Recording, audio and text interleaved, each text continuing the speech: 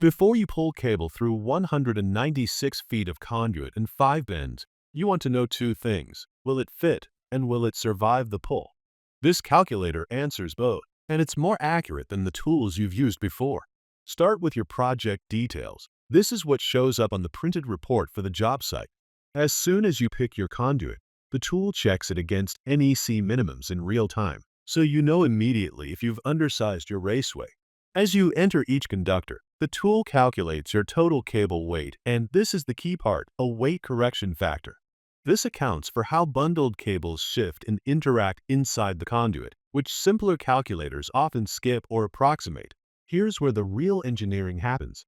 Every straight section and every bend adds cumulative pulling tension and sidewall pressure, and the calculator recalculates it after every single row, so you can see exactly which bend is adding the most stress to your cable before you ever pull it. If you have field-verified friction data, you can override the default here. This is what separates a rule of thumb estimate from a calculation tuned to your actual job site conditions. Just remember, only override with verified data. And here's your answer, 25.7% fill, well under the NEC max of 40%, a max pulling tension of 527 pounds, and a jam probability rated very small. This pull is safe to proceed, and you've got it documented before anyone touches a cable.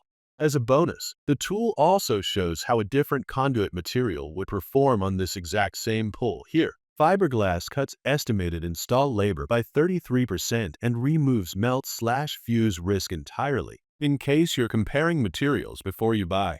5 inputs, 1 accurate answer. Conduit fill, pulling tension, and jam risk calculated with the real friction and weight conditions of your job.